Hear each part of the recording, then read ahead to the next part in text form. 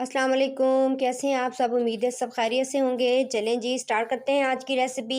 ये हैं शलजम, जो मेरे पास पर्पल कलर के हैं, ये येलो कलर के भी होते हैं। आज हम इसको बनाना सीखेंगे विद चिकन। चाहे आप बड़ा गोश्त डालें। सबसे पहले मैं इनको हम काट लेंगे बारीक बारीक। एक खाली पतीला लिया, उसमें मैंने ये शलजम कटे हुए डाल दिए। इसके बाद मैंने 1 गिलास इसमें पानी का डाला।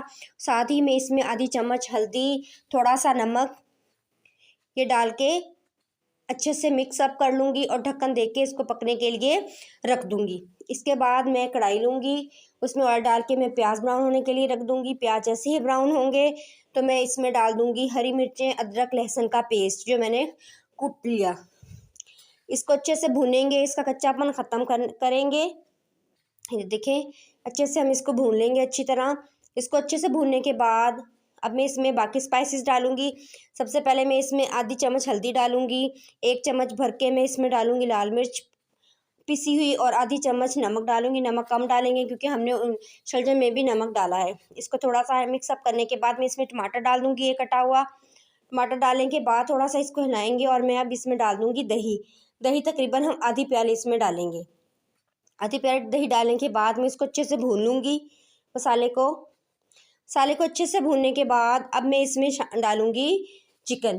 चिकन 1 केजी के करीब है, तो 1 केजी के करीब मैं चिकन इसमें डाल के अच्छे से इसको ये देखें। साथ में मैं आपको शलजम भी दिखा रही हूँ जो पक रहे हैं। ये देखें, ये हालत हो गई है इनकी। अच्छे से इनको कलर भी हल्दी का चढ़ गया है। ये देखिए माशाल्लाह से नरम होना शुरू हो गए हैं मेरे शलजम।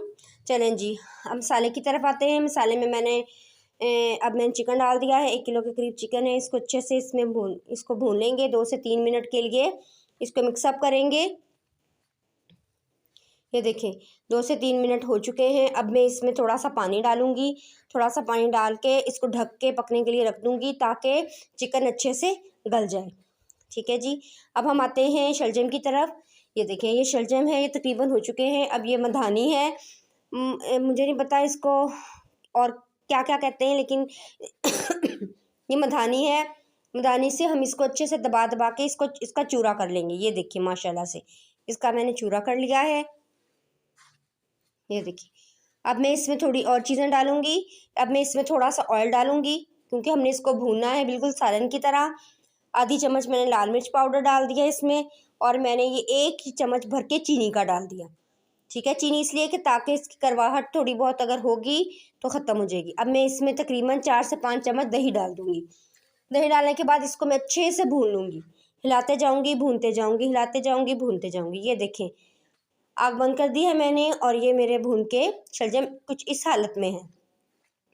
चलें जी, अब चिकन को देखते हैं।